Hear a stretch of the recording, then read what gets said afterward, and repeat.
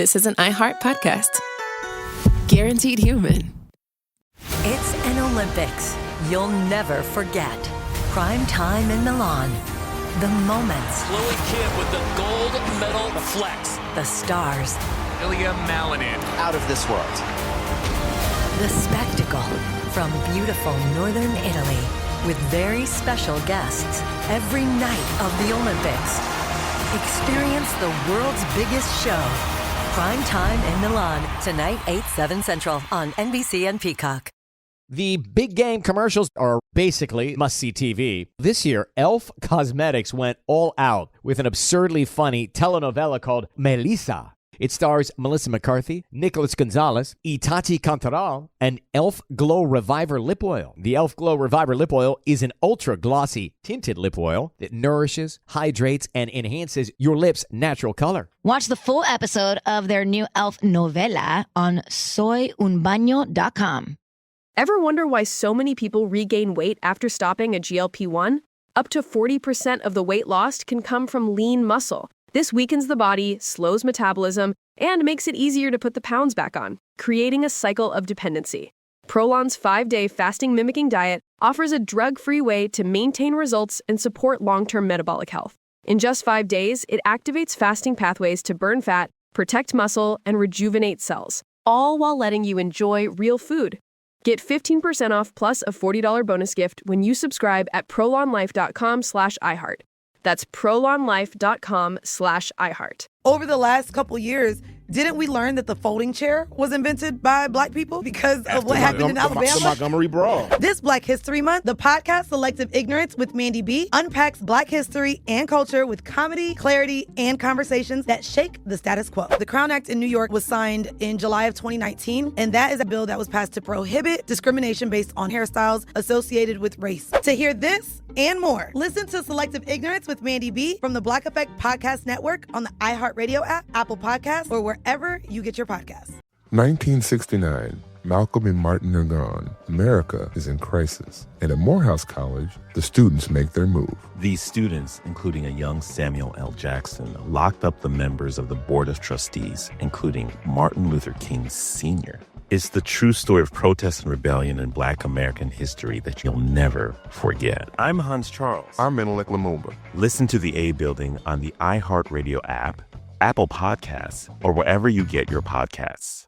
Hey, Middle Podcast listeners, we've got another hour of our live special that we did on Sunday, October 20th from WDET in Detroit, Michigan. I'm Jeremy Hobson, and I've got Ian Hanomansing from the CBC with me. The host of a program called Cross Country Checkup, but we did a Canada-U.S.-wide call-in show that people are about to hear hour 2 of. Exactly. So hope you enjoyed the first hour of this, and now please enjoy the second hour. Hello to Michigan. We win Michigan, we win the whole ball game. It is so good to be back in Michigan. We are live in Detroit, Michigan. Someone who suggests we should terminate the Constitution of the United States should never again stand behind the seal of the United States. Hi, I'm Ian Hanomansing, the host of Cross Country Checkup in Canada. We will make America great again. And I'm Jeremy Hobson of the Middle in the United States, and we're live from WDET in Detroit. Number one issue for me in this election is definitely the economy and affordable housing. I've had to relocate because housing in Denver has just become so ridiculously high. Our question, what is at stake for you in this U.S. election? Call us at 1-888-416-8333, 1-888-416-8333.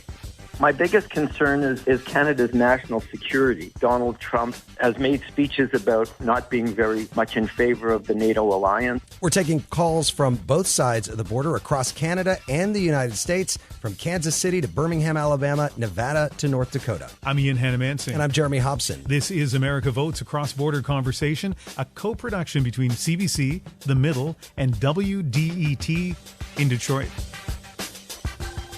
We have two political strategists here with us. T.W. Arrighi is a Republican strategist, former communications aide to Mike Pompeo, and Senator Lindsey Graham. He joins us from Washington, D.C. Yvette Simpson is a Democratic strategist. She also served as CEO of Democracy for America, which organized to defeat Republican candidates, and she joins us from Cincinnati, Ohio. Yvette, let me begin with you. We discussed a little bit of this for our listeners who were with us last hour. The first presidential election since the Dobbs decision, which overturned Roe v. Wade and sent abortion rights decisions back to the states.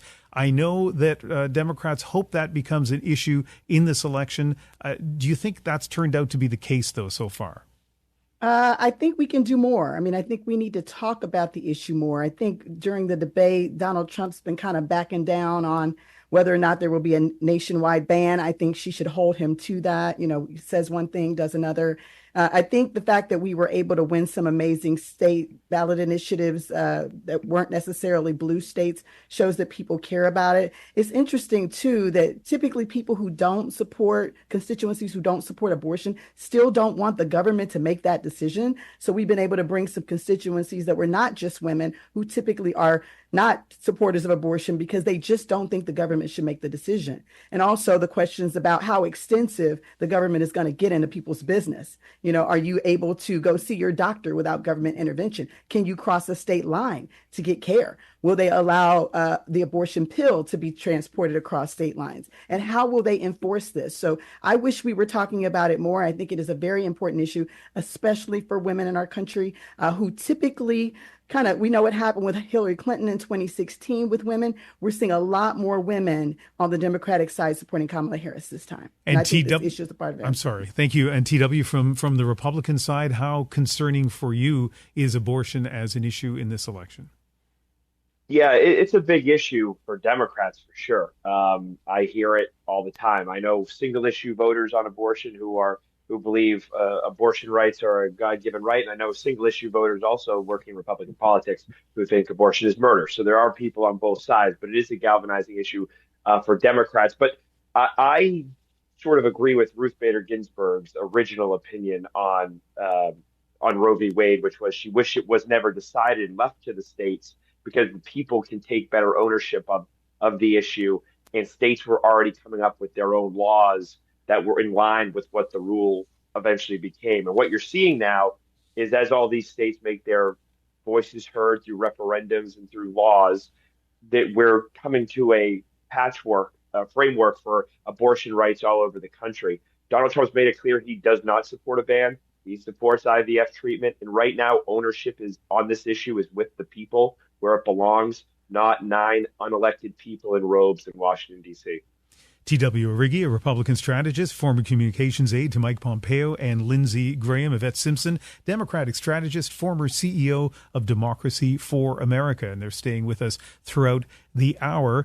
If you're tuning in anywhere across Canada or the United States, you can give us a call. What's at stake for you in this upcoming U.S. election? 1-888-416-8333 or text 226-758-8924. And we want to hear from you no matter your view. Are you a Trump supporter? Are you independent? Are you a Harris supporter? Or are you somebody in Canada who can't vote but cares a lot about what happens in this election? Speaking of which, let's go to Sherilyn Effer, who is joining us from Ontario. Yeah. Yeah, you tell me. How do you say that? Well, you know what? I don't actually know, but I'm guessing Okay. Selwyn, Ontario. Selwyn, Ontario. Sherilyn, welcome, and tell us what is at stake for you, or what are you thinking about ahead of this U.S. election?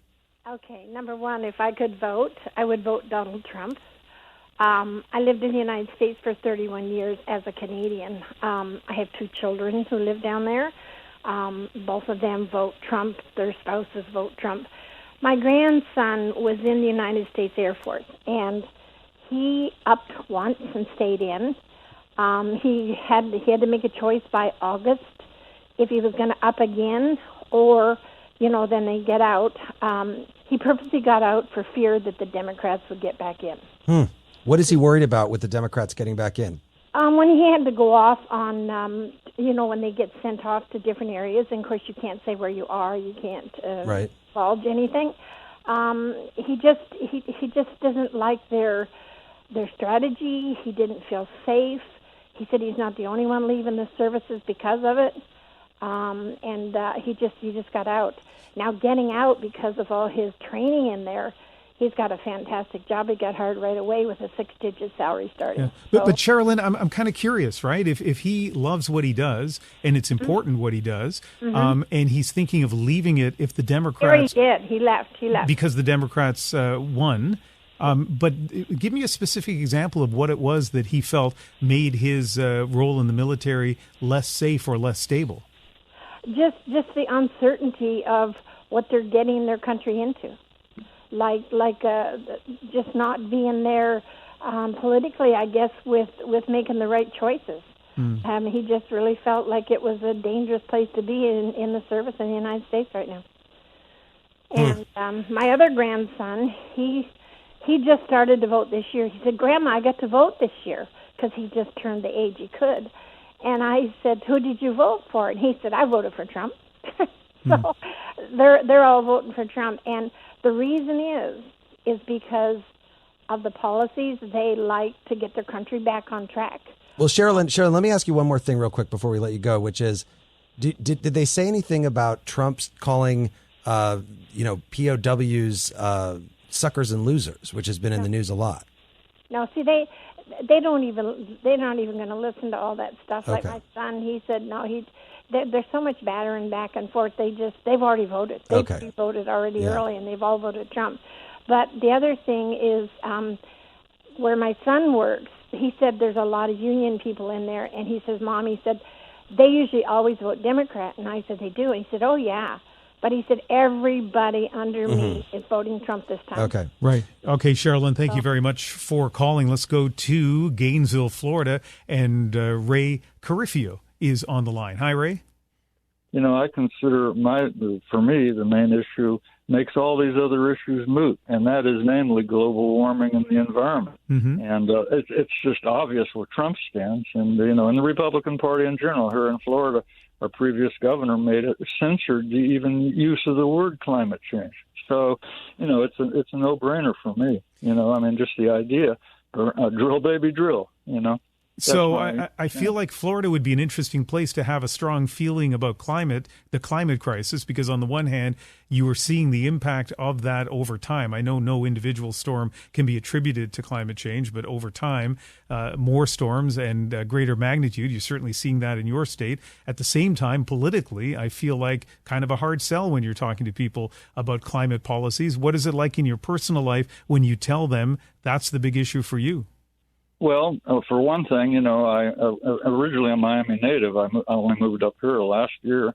And the bottom line being, as a kid going to elementary school at Everglades Elementary School, I used to we'd bundle up and we'd see occasional frost and the palm trees would get a little burned and stuff. And, it's been ages since that's occurred. And, of course, the tide issue in Miami. So, yeah, of course it's affected me. You can't go down Biscayne Boulevard and if it's one of the spring tides, and God forbid we got a westerly wind. So yeah, and the bottom line is that it's going to gradually affect every issue. Basically, a few maybe it's kind of a stretch, but basically every issue mentioned is going to be affected by global warming, climate change, and the environment in general. And it's just obvious as which side is on the side, in line with the rest of the world. So, are you the only person in your friend group who's talking about this, or does it come up a lot? No, here Gainesville's a college town, we're up on issues like this, and I was a merchant seaman, so I haven't been in academia in a long time, but I'm just retired and back, so. And of course I've seen a lot of changes at sea too. So yeah. I find that ultimately, it is it's not so immediate, but for our children it will be. Thank you so much for that call, Ray. I just want to briefly bring in T.W. Arrighi because Ray just went through Hurricane Milton. Do you think that, and of course we know that the Biden administration passed the act that is the largest climate legislation in the history of the world. What do you think happens on the issue of climate change if Trump wins? Yeah, I think Donald Trump is actually a lot more I suppose, progressive on the issue of climate change than most people give him credit for. He's always advocated for clear air, clear water. He wants now Bobby Kennedy to have a large role in the climate thing, in the climate office. That's actually one of Bobby Kennedy's pet issues. But look, here's the deal about climate change. I'm all for doing what we can, but we cannot be regressive when it comes to implementing, enforcing expensive clean technologies on people. Because at the end of the day, regardless of what we do, we go to net emissions zero tomorrow. In China and India will continually pollute and do more and more and more and negate anything we do. So I am happy that in America, one of the great things we have is this great, robust population of entrepreneurs and inventors who are making this new technology cheaper and better, like Elon Musk and others. Who's supporting Donald Trump? We got to stop you right there and just remind our listeners that you are listening to America Votes, a cross-border conversation across Canada and the U.S. You can listen live on the CBC Listen app or watch at cbc.news.ca. It's an Olympics you'll never forget. Prime time in Milan. The moments. Chloe Kim with the gold medal flex. The stars. Ilya Malinin. Out of this world. The spectacle from beautiful northern Italy with very special guests every night of the Olympics. Experience the world's biggest show. Prime time in Milan. Tonight, 8/7 Central on NBC and Peacock. Welcome to the A Building. I'm Hans Charles. I'm Menelik Lumumba. It's 1969. Malcolm X and Martin Luther King Jr. had both been assassinated, and Black America was at a breaking point. Rioting and protests broke out on an unprecedented scale. In Atlanta, Georgia, at Martin's alma mater, Morehouse College, the students had their own protest. It featured two prominent figures in Black history, Martin Luther King Sr. and a young student, Samuel L. Jackson. To be in what we really thought was a revolution. I mean, people were dying. 1968, the murder of Dr. King, which traumatized everyone. The FBI had a role in the murder of a Black Panther leader in Chicago. This story is about protest. It echoes in today's world far more than it should, and it will blow your mind. Listen to the A Building on the iHeartRadio app, Apple Podcasts, or wherever you get your podcasts. This is Ryder Strong, and I have a new podcast called The Red Weather. It was many and many a year ago in a kingdom by the sea. In 1995, my neighbor, Anna Trainer, disappeared from a commune. It was hard to wrap your head around. It was nature and trees and praying and drugs. So no, I am not your guru. And back then, I lied to my parents, I lied to police, I lied to everybody. There were years, Ryder, where I could not say your name. I've decided to go back to my hometown in Northern California, interview my friends, family, talk to police, journalists, whomever I can, to try to find out what actually happened. Isn't it a little bit weird that they obsess over hippies in the woods and not the obvious boyfriend? They have had this case for 30 years. I'll teach you sons of bitch, come around here with my wife. Boom, boom. This is The Red Weather. Listen to The Red Weather on the iHeartRadio app, Apple Podcasts, or wherever you get your podcasts. 14 years in prison for killing a young woman. A 15-year sentence for a crash that caused 3 deaths. 12 and a half years for killing a child and critically injuring her mother. All true stories, all caused by marijuana-impaired drivers. No matter what you tell yourself, if you feel different, you drive different. So, if you're high, just don't drive. Brought to you by NHTSA and the Ad Council. Segregation in the day, integration at night. When segregation was the law, one mysterious Black club owner had his own rules. We didn't worry about what went on outside. It was like stepping in another world. Inside Charlie's Place, Black and white people danced together. But not everyone was happy about it. You saw the KKK? Yeah, they was dressed up in their uniform. The KKK set out to raid Charlie, take him away from here. Charlie was an example of power. They had to crush him. From Atlas Obscura, Rococo Punch, and Visit Myrtle Beach comes Charlie's Place. A story that was nearly lost to time. Until now. Listen to Charlie's Place on the iHeartRadio app, Apple Podcasts, or wherever you get your podcasts.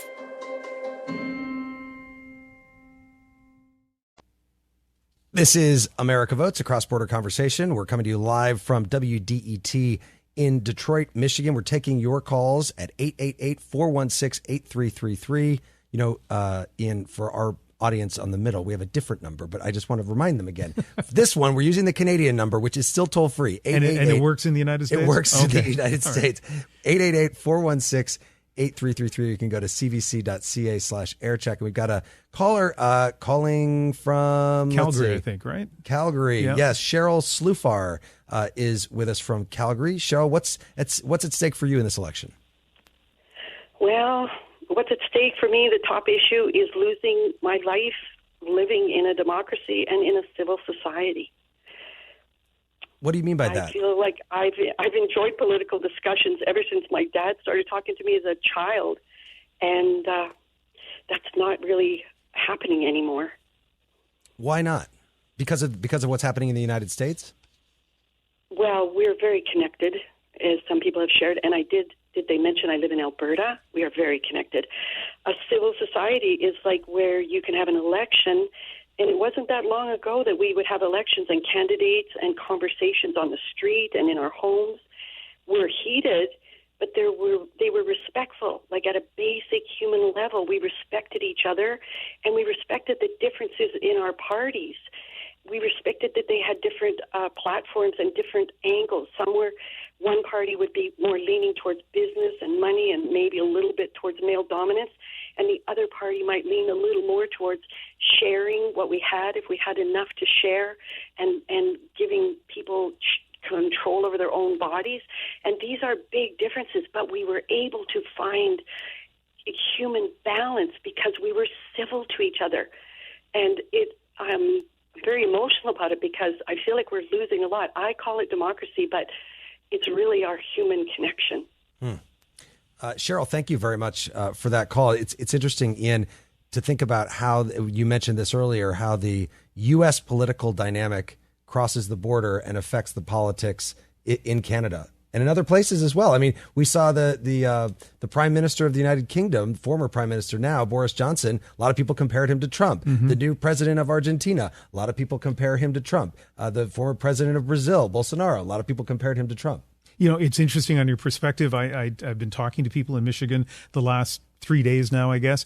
And I've heard people, including people who say they're going to vote for Kamala Harris, who say, you know, at least Donald Trump tells the truth. At least he's honest. At least, you know, he cuts through all the BS. I've heard all of those comments from people just chatting with them in the last few days.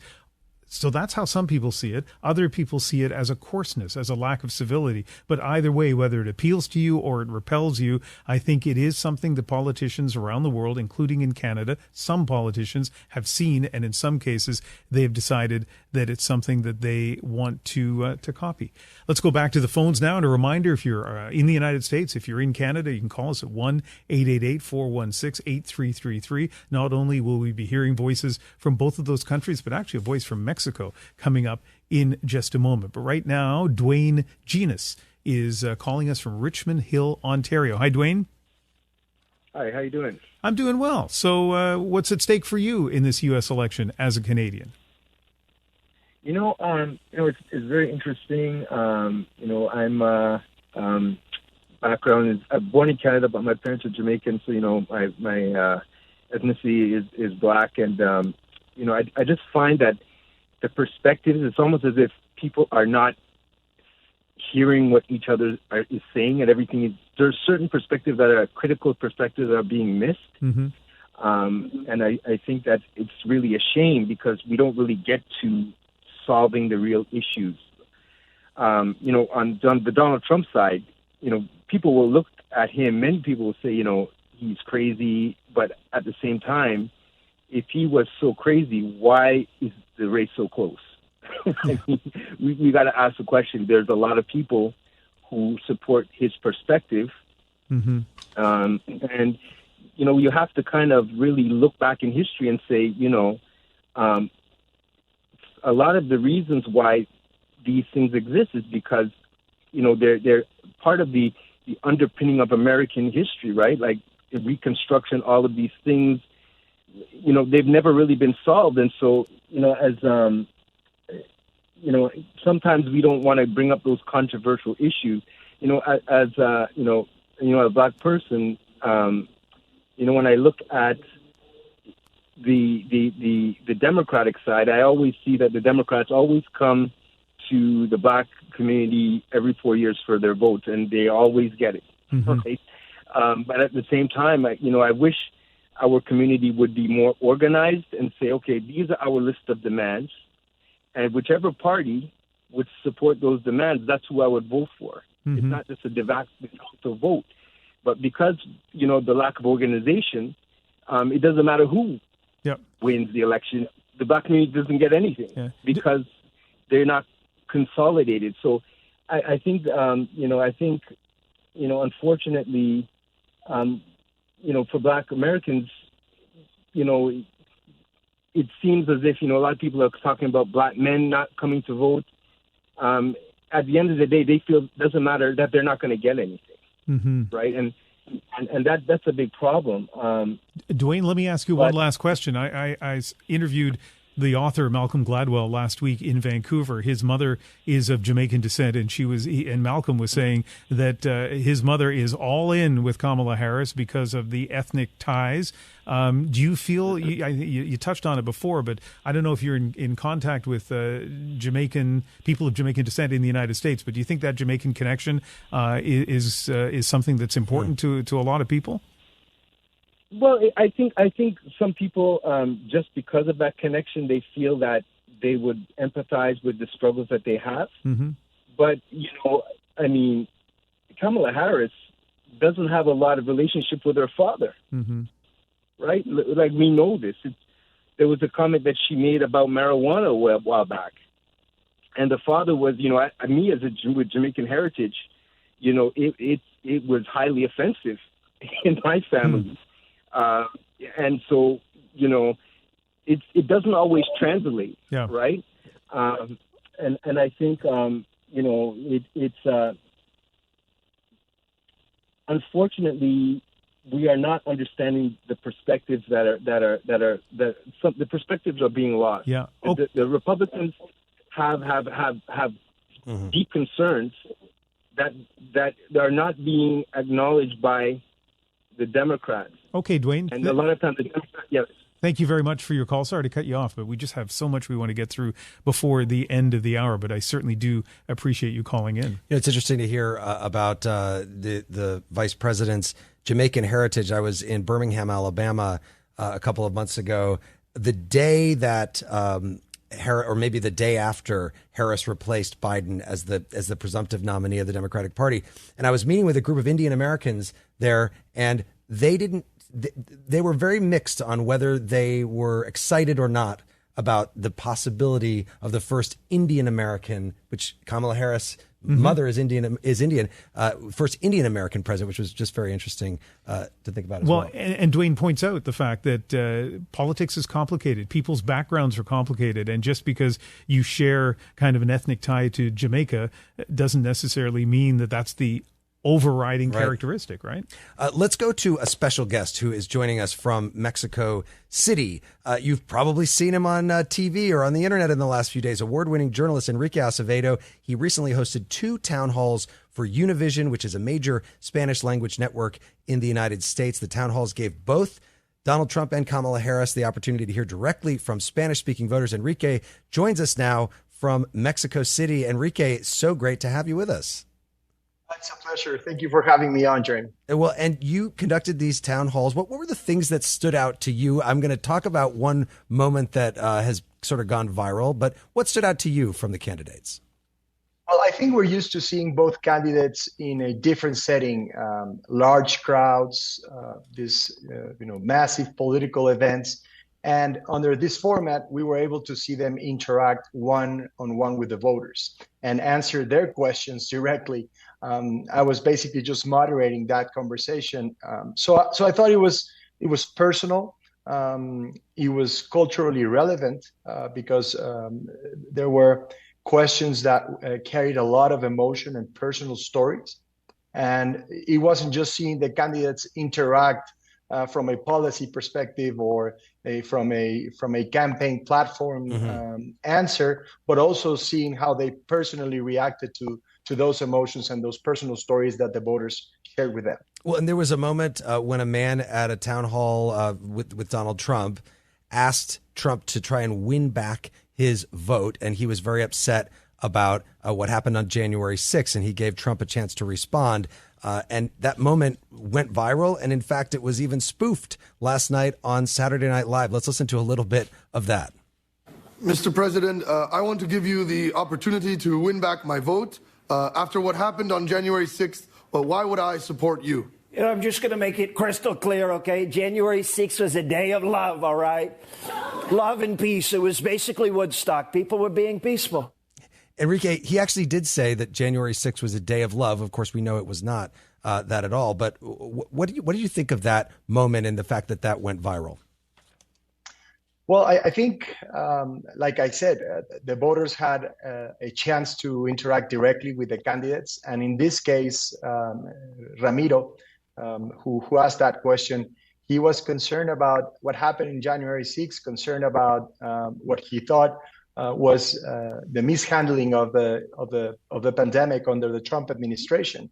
And he was very frank and direct with his question. I think the premise of giving Trump the chance, the opportunity to win back his vote was probably what set off the former president more than the question itself. I think the fact that the voter was empowered and was speaking from a place of, you have to do the work to convince me, and I'm going to give you the chance to do it. I thought that was incredibly powerful, and I'm happy that these voters, all Latino undecided voters, had the chance to ask those questions, tough questions for both candidates. In this special right now, we're talking to listeners across the United States and Canada, obviously a very big border between the two countries, but not the border that is the target of those who want a tough crackdown on immigration. That really has to do with the southern border with Mexico and people coming from much further to the south even than Mexico. Why do you think so many Latinos in the United States are undecided at this point? How is that issue of border security and immigration playing out among the many different factions of the Latino community in the United States? Yeah, and I love the fact that me joining from Mexico makes this a North American special. Exactly, like the new NAFTA. We have the 3 countries involved now, USMCA.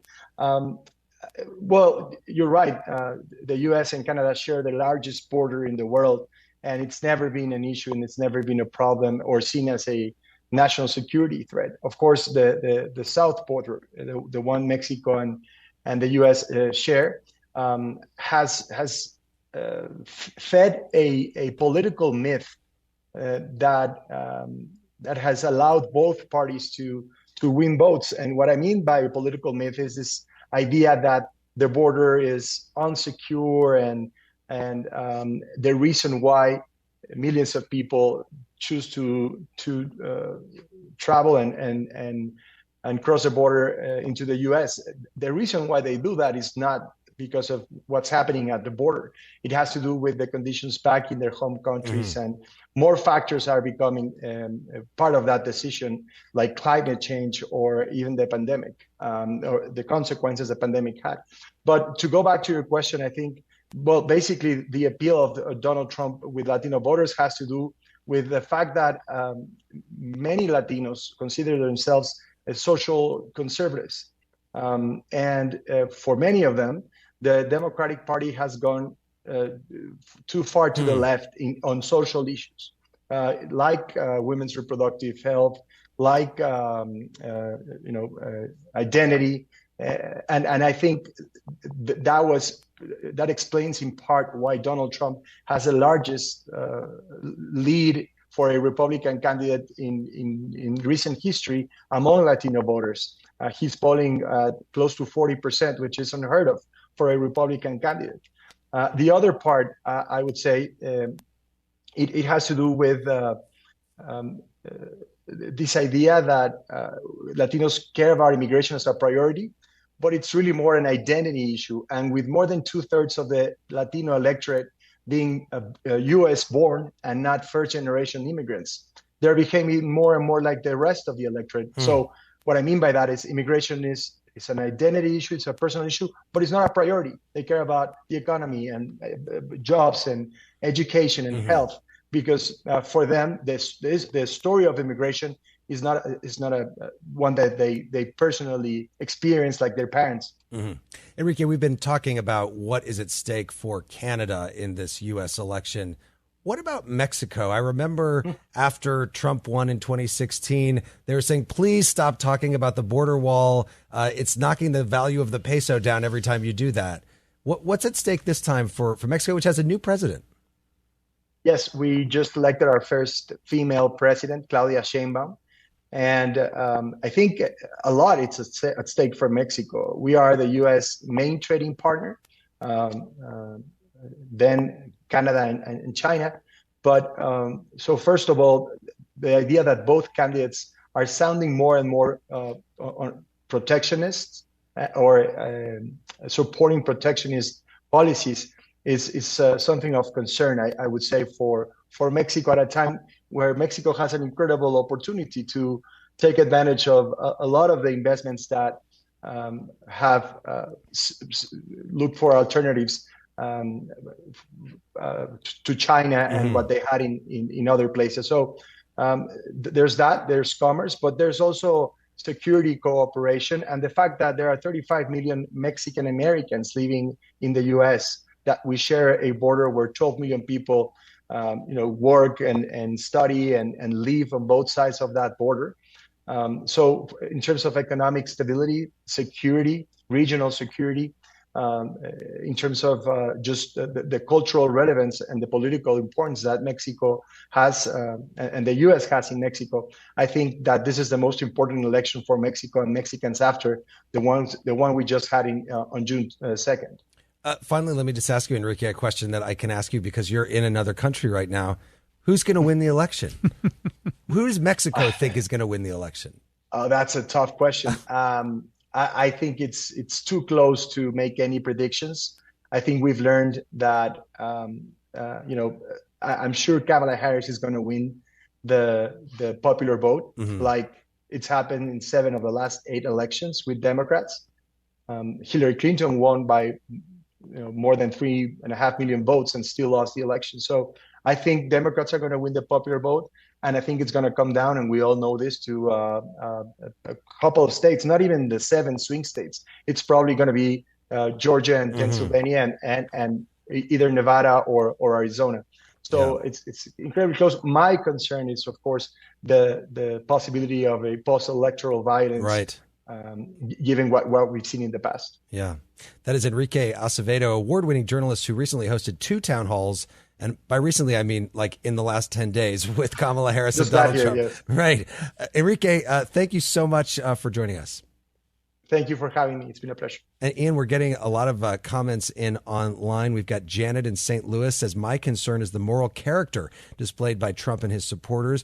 Gwen in Holland, Michigan, the Dobbs decision about abortion motivates me to the polls. Let's see, Penelope Ryder says, my major concern is the Israel funding, listening on Michigan radio. So a lot of comments coming in. Again, you can reach us at cbc.ca/aircheck, or you can call us at 888-416-8333. I am Jeremy Hobson, along here with Ian Hanomansing of CBC's Cross Country Checkup. You are listening to America Votes, a cross-border conversation coming to you live from Detroit. It's an Olympics you'll never forget. Prime time in Milan. The moments. Chloe Kim with the gold medal flex. The stars. Ilya Malinin. Out of this world. The spectacle from beautiful northern Italy with very special guests every night of the Olympics. Experience the world's biggest show. Prime time in Milan, tonight 8/7 Central on NBC and Peacock. Welcome to the A Building. I'm Hans Charles. I'm Menelik Lumumba. It's 1969. Malcolm X and Martin Luther King Jr. have both been assassinated. and Black America was at a breaking point. Rioting and protests broke out on an unprecedented scale.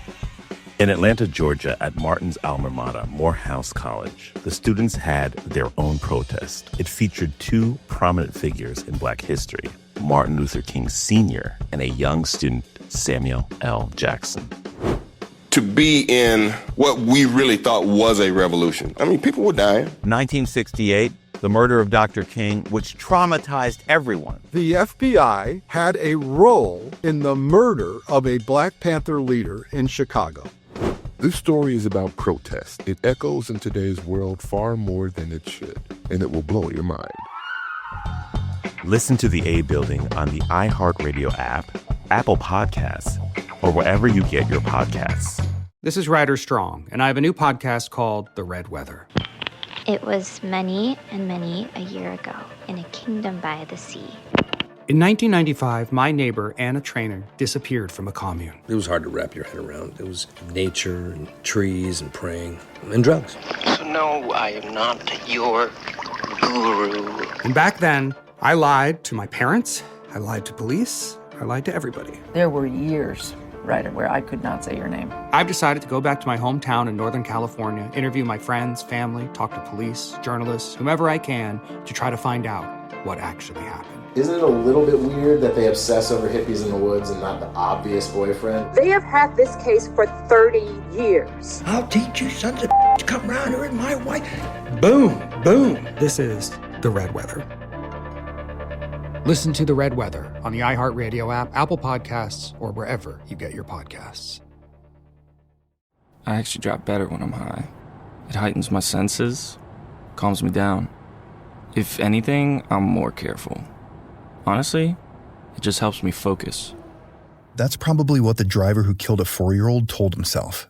And now he's in prison. You see, no matter what you tell yourself, if you feel different, you drive different. So if you're high, just don't drive. Brought to you by NHTSA and the Ad Council. Segregation in the day, integration at night. When segregation was the law, one mysterious Black club owner had his own rules. We didn't worry about what went on outside. It was like stepping in another world.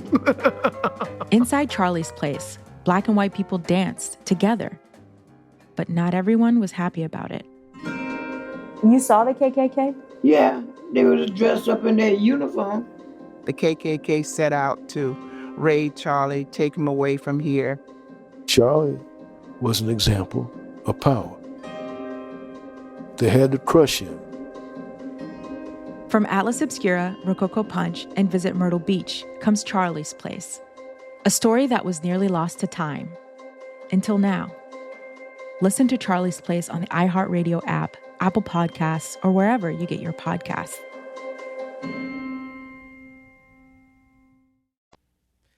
Welcome back to this special cross-border edition of Cross Country Checkup in the middle, as people listen on CBC News Network, CBC Radio, and on NPR stations across the United States. America Votes, a cross-border conversation is what we're calling it, and it's a co-production between CBC, WDET in Detroit, and the middle. Our number is 888-416-8333. You can also go to cbc.ca/aircheck if you'd either like to make a comment or say, hey, man, I'd like to be on this program. Give me a call back. Our question is, what's at stake for you in the U.S. election? Let's go to the phones. John Myers is where we are in Detroit, Michigan. Hi, John. Hello. How are you? Very good, except a little frustrated listening to some of the ignorance. But other than that, thank you for this opportunity. Okay, well, tell us what's at stake for you in this election. Well, what's at stake with me is that for the first time in my 40 years of voting, I did not vote for the Democrat in the primary. This foreign situation is creating a rift in my community. And so I chose to send a message to Mr. Biden that what's going on and the continuous exit of our hard-earned money over to that region hasn't worked, and it isn't working, and now it's definitely being used to murder people. What region, just to be clear, are you talking about? City of Detroit. No, but in terms of the foreign issue. Oh, well, mostly the Middle East, but I don't believe that Ukraine has been handled rather well either. But that goes back decades and decades, and a lot of meddling. But no, we can't continue to support, murder. And so, but, again, I just want to make sure that I understand this clearly in my mind, because you mentioned the Middle East and Ukraine and supporting the United States supporting murder. What specifically, I can guess, but I'd like to hear you say, what specifically are you talking about?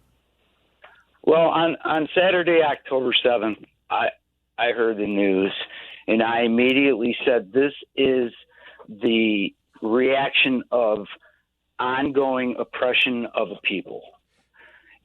Okay, so you're talking about Israel Hamas. So let me ask you this, John. Yeah. So you didn't vote for a Democrat in the primary. You're not going to vote, it sounds like, for Kamala Harris. Does that mean you're going to vote for Donald Trump? Oh, absolutely not. There's not enough money in the world for that to happen. Right. And I haven't made up my decision yet. But here's what I think should happen. I think that the Democratic campaign should focus on the successes that took place in the last 3.5 years. I think that they should educate people that immigration would have been fixed a long time ago if business wanted it fixed. And obviously the other side is talking about deporting, which is not even a possibility. But if it were to happen, it would devastate our economy, and it's just an ignorant idea. Okay. And then there's the terror, and then there's the tariffs. Even talking about tariffs is a bad idea. And obviously, it's just if it were enacted, it would be a terrible idea. And when you look at the result of the tariffs from 5 years ago or 4 years ago, they just cost the American taxpayers a lot of money. John, thank you so much. I want to just give our strategists, we've got these two wonderful political strategists, T.W. Arrighi, the Republican, and Yvette Simpson, the Democrat, a chance to respond here on that issue. I'll start with you, T.W. You hear him saying he's not voting for Kamala Harris because of the situation in the Middle East, but he's not going to vote for Trump either. Is that a win for your side, T.W.? Well, if he said he voted for Democrats for the last 40 years and he isn't now, then yes, I would take that as a win. It's troubling to hear anti-Israel rhetoric from some of the voters on your shows today, especially those on seem to be Democratic front. The Democrats obviously are that is a struggle among their base, but it's really concerning. I think the growing hatred against Israel. I'm not saying the war has been run perfectly, but let's not get it twisted. Hamas is a Nazi-inspired organization, and they shouldn't be treated as anything but that. Yvette? Lots of things came up during that call that I thought were really interesting. I think if guys like that don't vote, then it does impact us worse, right? And I think one of the things we know about our voters is you've heard the line, Democrats fall in love and Republicans fall in line, right? Like we got to love everything about our candidate in order to support them. And Republicans are like, okay, it's a Republican, I'm in. And when you've got a guy like this who may stay away because of a couple of issues, it really does hurt us. And I think that's problematic. It sounds like he's with us on the issues, but he's definitely not going to make that move. I hope he does.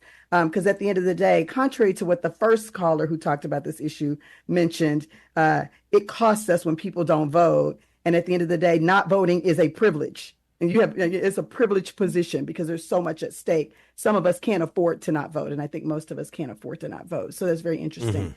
It is interesting that the Gaza conflict keeps coming up. Yeah. I would disagree a little bit that what people are expressing is a hatred to Israel. I don't think that that's helpful. I think what people are expressing is compassion towards the Palestinian death. And I think that is a tough position that the Democrats are in right now. Sorry to jump in there. And what's interesting is two of the callers who mentioned Gaza as an issue and are unhappy with the Democrats, their names at least, however much you can read into that, didn't appear to be Arab American names. It's very easy for us to say this is an Arab American issue, but it is a human issue, right? And it affects a lot of people. That, by the way, was the first word that you have said this entire program that we say differently. Okay.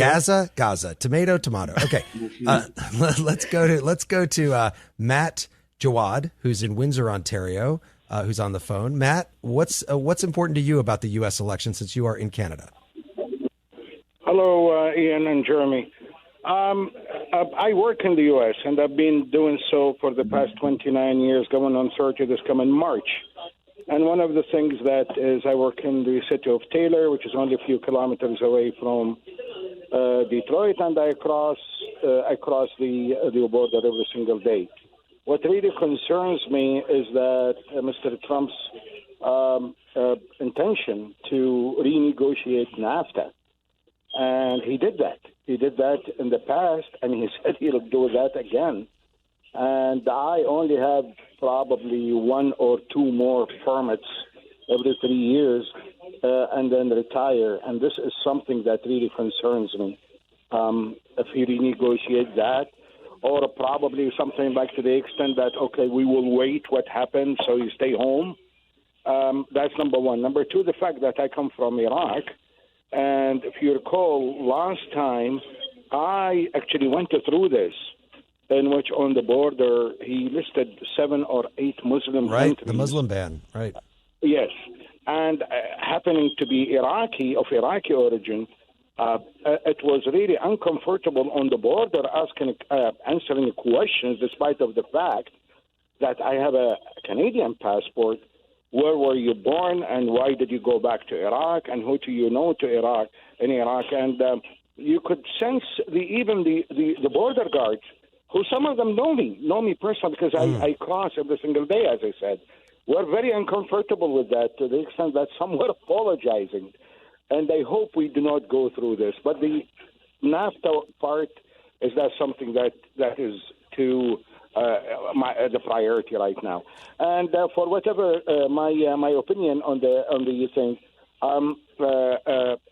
at work, I am yet to see anybody who said that he's going to elect Harris. Interesting. Basically, everybody there, they said they are. They're all in favor of Trump. All of Trump. They call Harris communist. They call her socialist. They bring all sorts of subjects, and everybody there. There is a lot of African Americans, white Americans, that every one of them, that happen to be a Canadian there also, but he's a permanent resident but cannot vote. And he said, if I vote, I will be voting for Trump. Well, Matt, it sounds like you've got a lot of activity going on there in the background. I'm going to let you go and deal with that, but I really appreciate your call. Thank you so much for giving us a call. Windsor, Ontario is such an interesting place to have a perspective on what we're talking about here, all these cross-border issues. Let's go to Columbus, Ohio, and Deborah Fell has called our program. Hi, Deborah. Hi, how are you all doing today? Good. So thank you very much for calling. What is at stake for you, Deborah, in the U.S. election? Yeah, so I come from the state of Ohio where I grew up. I was super conservative and religious, and over the past decade or so, my views have really changed. For me, I'm a competitive athlete, and I'm having to make the choice to get a procedure done for my reproductive health before I'm probably ready to do it based on my racing schedule, because I don't know if I'm going to still have access to my reproductive health if the ACA is repealed, as Trump talked about back in the day. So I'm 31 years old, and I'm basically getting both of my fallopian tubes removed because I absolutely do not want to have children, and I don't know how long I'm going to have that option to me. And so our line is not crystal clear, but let me just ask you one more question here. Does this election then boil down to you to a single issue? For me, the election doesn't boil down to a single issue, but I think understanding the conservative rights extremism, especially from the Christian perspective, has really helped me to see that, you have to act with the options that are available to you when it's available to you. So reproductive health is definitely one of the most important things, but it's more than that to me. Of course, it's democracy. It's thinking about our future and making sure that all Americans have access not only to health care, but to making decisions for who they want to love, how they want to identify, and continuing to live in a free and hopefully equal society.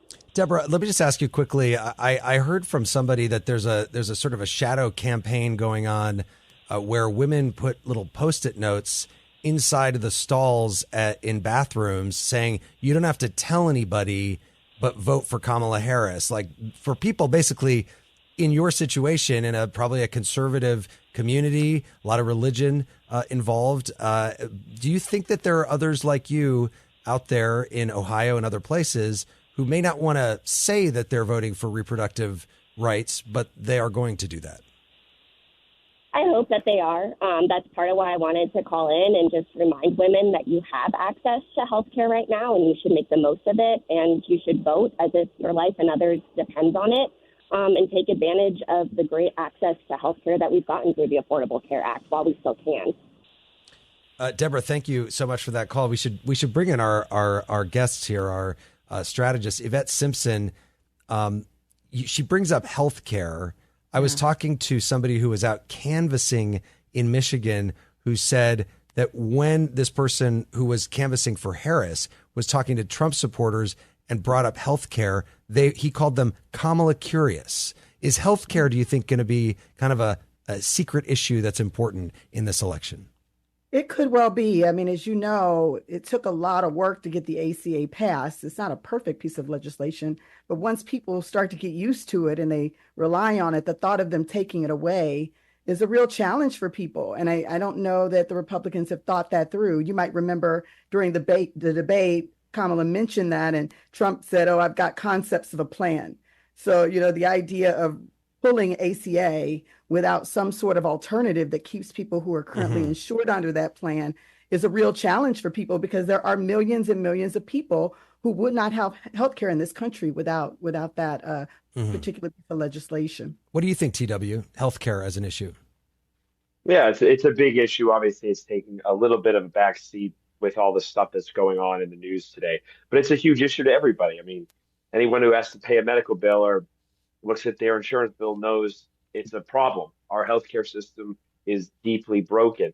And while I believe that Democrats are using ACA as a crutch, it needs to be revamped. I agree we shouldn't just pull it out willy-nilly and leave people hanging. That's a no-go. But we do need to move to a more competitive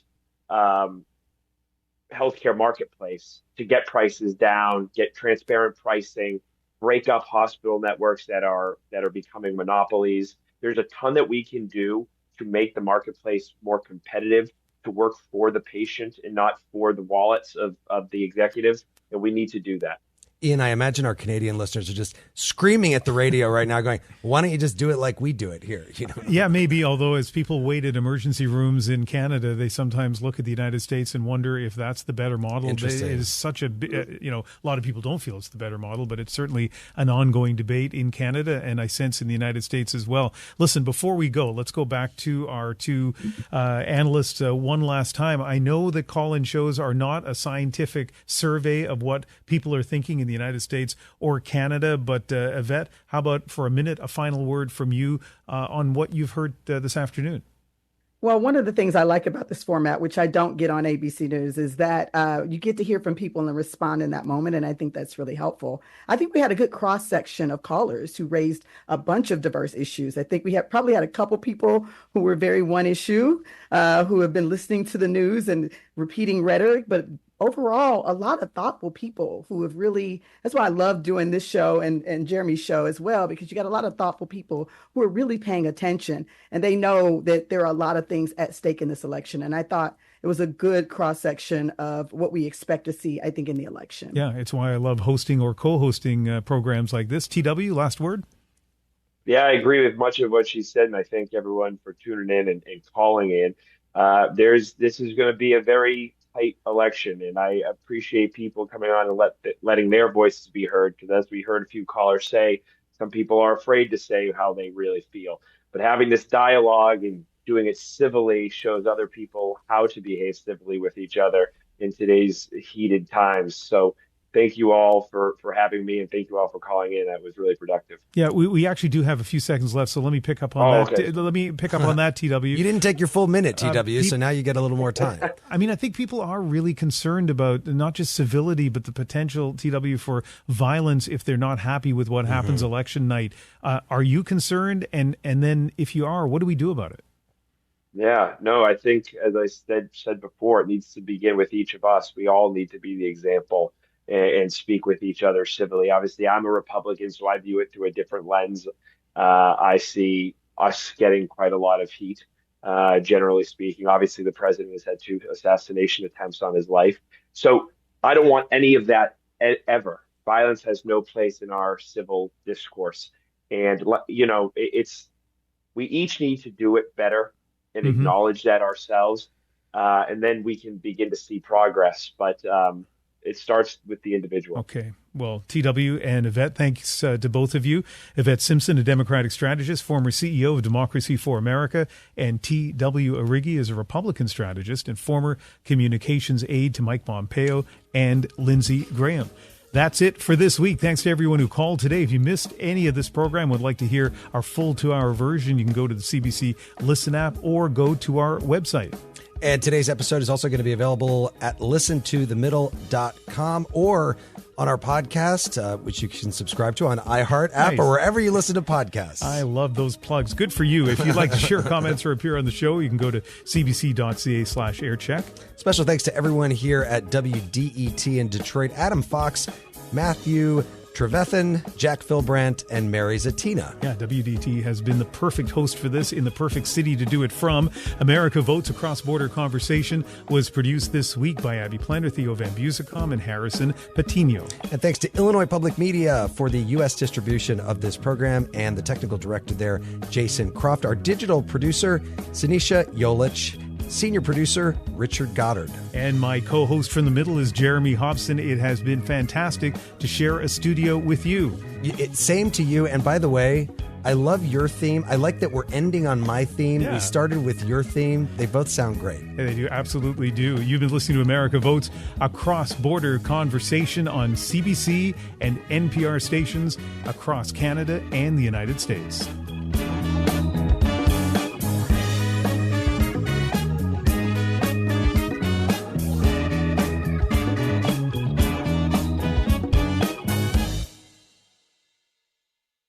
Over the last couple years, didn't we learn that the folding chair was invented by Black people because of what happened in Alabama? The Montgomery Brawl. This Black History Month, the podcast Selective Ignorance with Mandy B unpacks Black history and culture with comedy, clarity, and conversations that shake the status quo. The Crown Act in New York was signed in July of 2019, and that is a bill that was passed to prohibit discrimination based on hairstyles associated with race. To hear this and more, listen to Selective Ignorance with Mandy B from the Black Effect Podcast Network on the iHeartRadio app, Apple Podcasts, or wherever you get your podcasts. 1969. Malcolm and Martin are gone. America is in crisis. And at Morehouse College, the students make their move. These students, including a young Samuel L. Jackson, locked up the members of the Board of Trustees, including Martin Luther King Sr. It's the true story of protest and rebellion in Black American history that you'll never forget. I'm Hans Charles. I'm Menelik Lumumba. Listen to The A Building on the iHeartRadio app, Apple Podcasts, or wherever you get your podcasts. 14 years in prison for killing a young woman. A 15-year sentence for a crash that caused 3 deaths. 12 and a half years for killing a child and critically injuring her mother. All true stories, all caused by marijuana-impaired drivers. No matter what you tell yourself, if you feel different, you drive different. So, if you're high, just don't drive. Brought to you by NHTSA and the Ad Council. When segregation was a law, one mysterious Black club owner, Charlie Fitzgerald, had his own rules. Segregation in the day, integration at night. It was like stepping in another world. Was he a businessman, a criminal, a hero? Charlie was an example of power. They had to crush him. Charlie's Place, from Atlas Obscura and Visit Myrtle Beach. Listen to Charlie's Place on the iHeartRadio app, Apple Podcasts, or wherever you get your podcasts.